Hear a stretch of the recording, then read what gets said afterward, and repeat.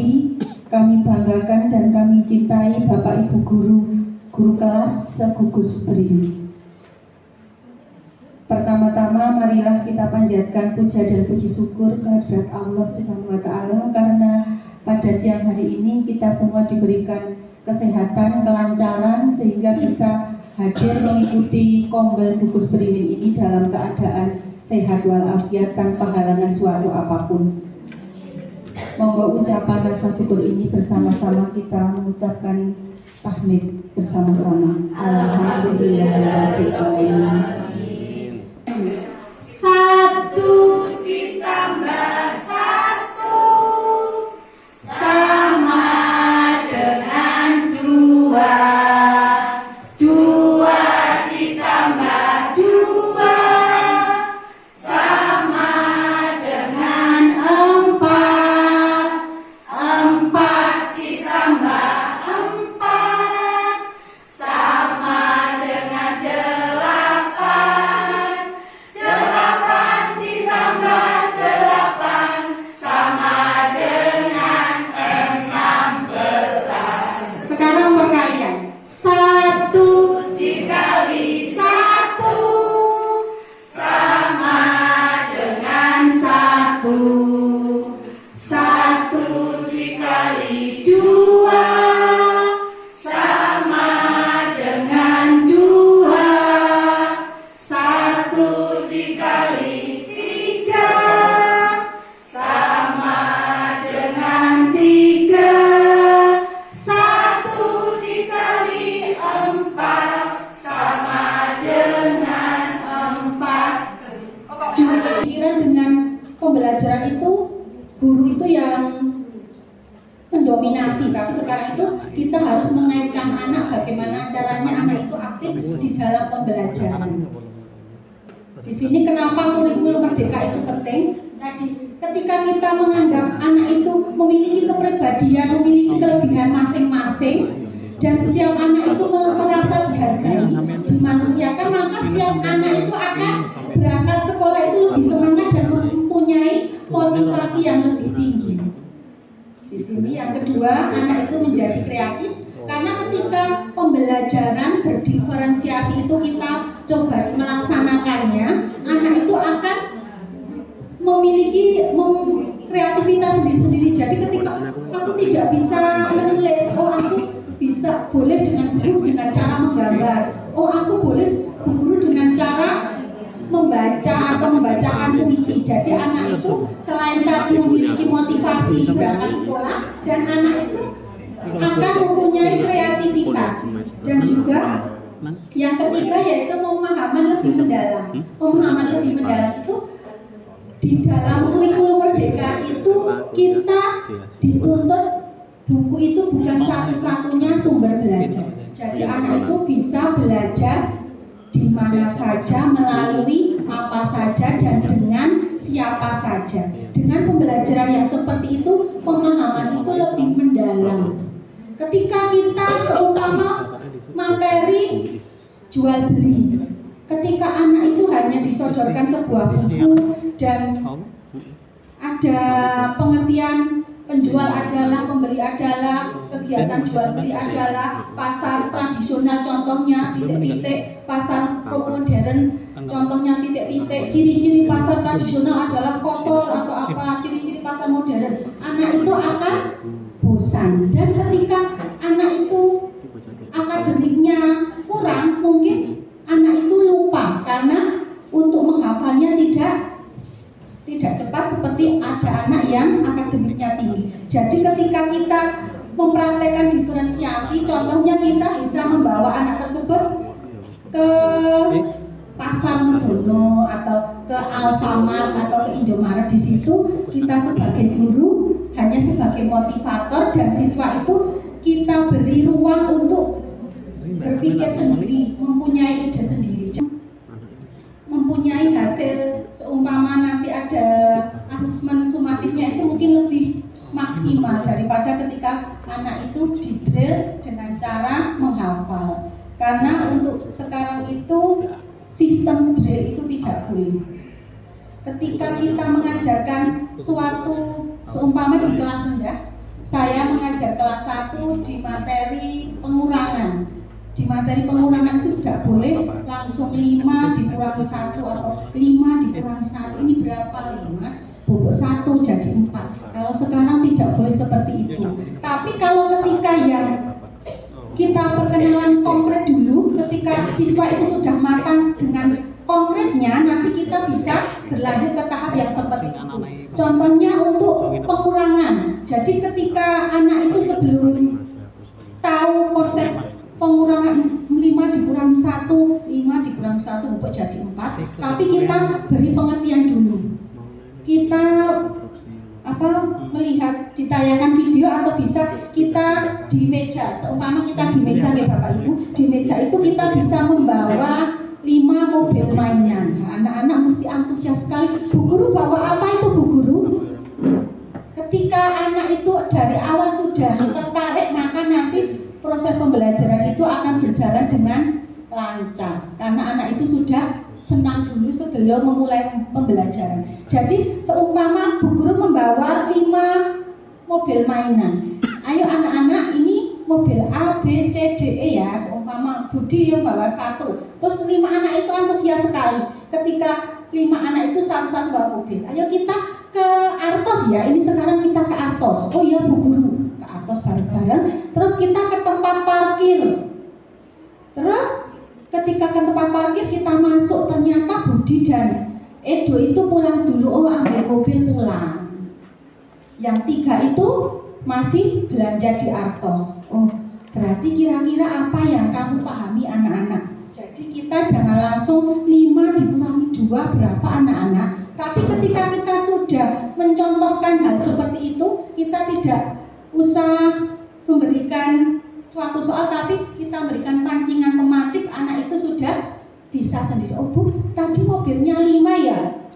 Terus tadi 2, berarti kira-kira itu jadi tambah atau semakin berkurang ya kalau 5 jadi 2. Ketika anak itu yang pintar tahu, ya berkurang Bu, tapi ketika anak yang nilai akademiknya mohon maaf masih kurang, itu kok bisa berkurang Bu, bagaimana? Tapi dengan melihat sendiri, oh iya tadi mobilnya itu 5, jadi benar-benar mobil 5, jadi mobilnya itu 3. Oh berarti ketika anak yang paling kita anggap pemetaannya itu paling agak bawah itu jadi juga tahu. Jadi itu tujuan kita memberikan suatu pembelajaran yang bermakna dan memanfaatkan lingkungan sekitar. Mungkin seperti itu dengan mencoba. Mungkin kalau karena saya mohon maaf saya mengajar di kelas rendah, mungkin kalau guru kelas tinggi tidak harus dengan benda konkret, tapi ini sebagai contoh ketika saya mengajar di kelas rendah. Di sini tadi siswa terlibat aktif karena tadi ada yang membawa mobil, ada yang ikut mendemonstrasikan suatu pembelajaran. Bagaimana kita melaksanakan kurikulum merdeka ini? Tadi Pak Saran sudah panjang lebar ya Pak. Tadi ada minat, ada bakat dan ada gaya belajarnya.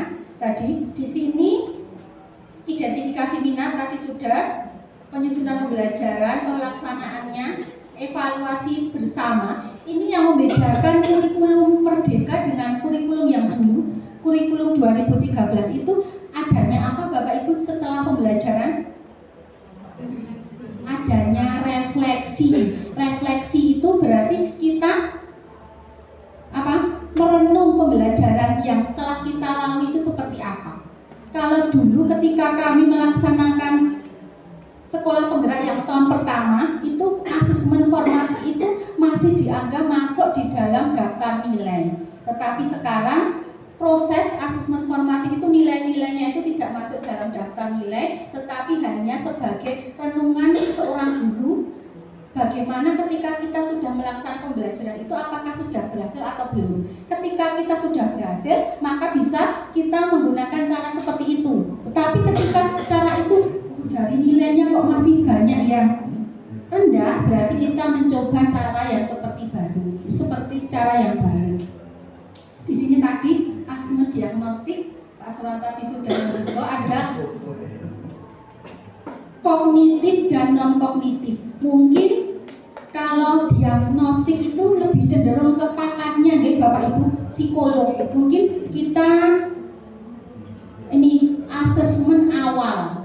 Asesmen awal itu berarti terdiri dari kognitif dan non kognitif. Kognitif itu pengetahuannya dan non kognitifnya itu tadi yang sudah Pak Sarwan ketika tadi ada minat, gaya belajarnya ini dan bakatnya. Di sini tadi dalam modul ajar yang sudah Bu Ufin tadi buat nih Pak Sarwan, di dalam modul ajarnya itu di atas itu mesti ada ketika ada 16 anak, 5 anak ekonomi sedang, 10 anak ekonomi seumpama rendah, seumpama 3 anak gaya visual, 5 anak gaya kinestetik, 3 anak gaya auditori. Itu di dalam modul ajarnya seperti itu. Tetapi kita lebih menekankan bagaimana caranya pemetaan tipe belajar itu lebih mengena dan lebih akurat dengan cara yang sederhana tanpa kita melibatkan psikolog. Tadi sudah ada visual, auditori, kinestetik.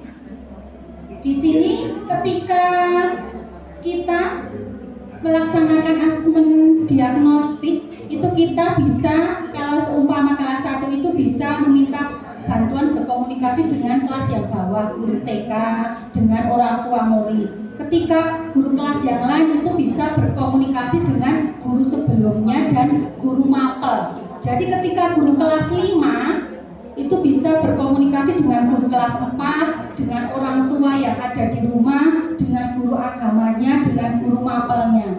Jadi nanti hasilnya itu kita rangkum, kita peta-petakan itu melalui berbagai tahapan. Jadi kita tidak langsung 10 anak visual, kinestetik, auditori, itu ekonominya cukup tapi kita sudah melalui tahapan-tahapannya. Jadi hasilnya itu benar-benar akurat dan bisa dipercaya. Ini sebagai contoh cara-caranya. Ini ada observasi, wawancara, pretest.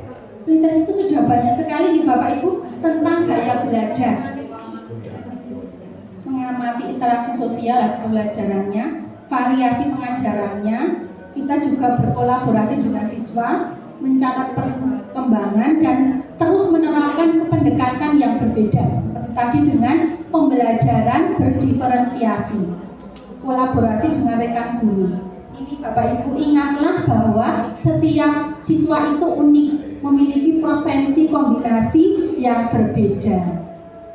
Ini tadi Pak Sarwan sudah panjang lebar tentang ciri-ciri visual, auditori, kinestetik. Mohon maaf kalau tadi ada yang berbeda atau ada yang sama. Ini antara visual, auditori, kinestetik ini lebih mudah mengingat, gemar membaca daripada dibacakan. Auditori mudah diikuti, berbicara sendiri. Kinestetik ingin melakukan hal-hal yang sedang diajarkan, sering gerakan tubuh. Nama asli nih Bapak Ibu, nama aslinya nama aslinya Sarwan, Evri, Puri, Tanti, Desi, Rini, Nur Hayati. Nama pendek Isti, Susana, Sri S, Anis, Ning, Yuni, Tri, Umar. Nanti kelihatan yang salah siapa, yang paling cepat siapa, dan nanti yang nomor 1 akan mendapat hadiah dari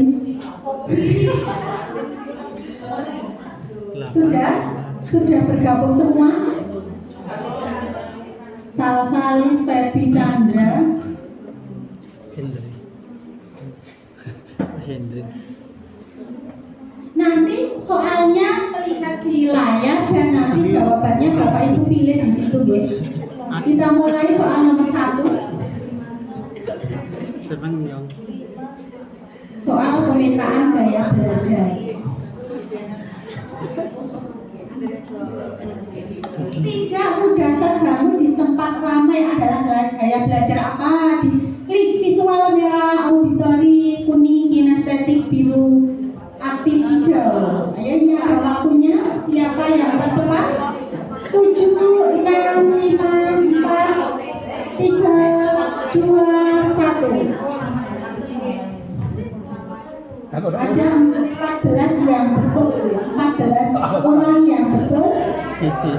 Ada 6 orang yang jawabannya masih belum tepat. Kita lihat di sini poinnya. Yang tercepat, yang betul dan paling cepat Fadil itu Mbak Hada. Nomor 1, Feby, Evri, Purisanti itu 5 tercepat. Yang jawabannya benar dan paling cepat. 2, kita bercerita atau bermain peran adalah gaya belajar apa cepet-cepetan? Visual, auditory, kinestetik, dan aktif.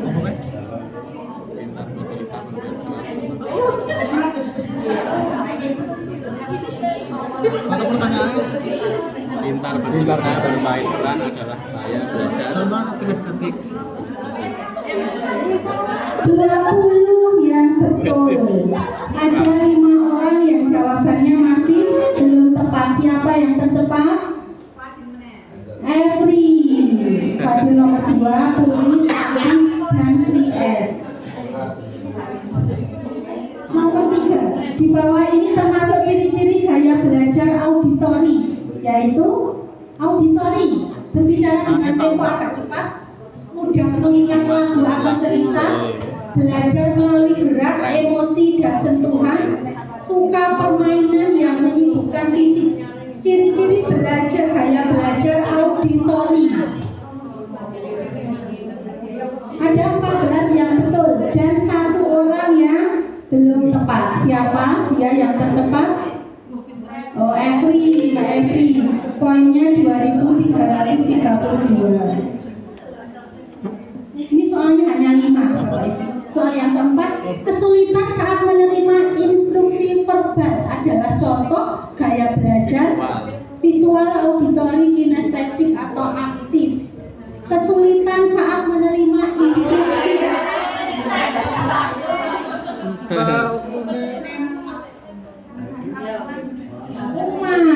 2420. Soal yang terakhir, gemar membaca daripada dibacakan. Suka belajar lewat video adalah ciri anak yang memiliki gaya belajar Visual.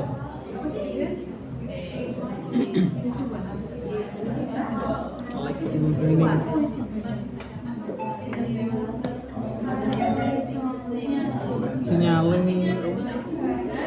Sinyalnya masih.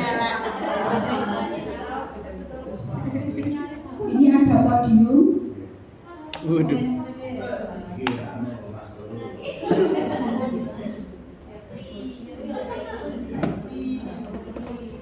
Nomor 2 Mbak Putri, nomor 3 Mbak Heda. Hadiahnya maaf. Bu Fadila nomor 1, Rumah nomor 2 Mbak Putri, nomor 3 Bu Fadila. Itu biasanya Mbak Heda itu Fadil putranya biasanya nama Fadil. Kira-kira Mbak Uma hadiahnya mau apa nanti ngatur sama Bu Ketua.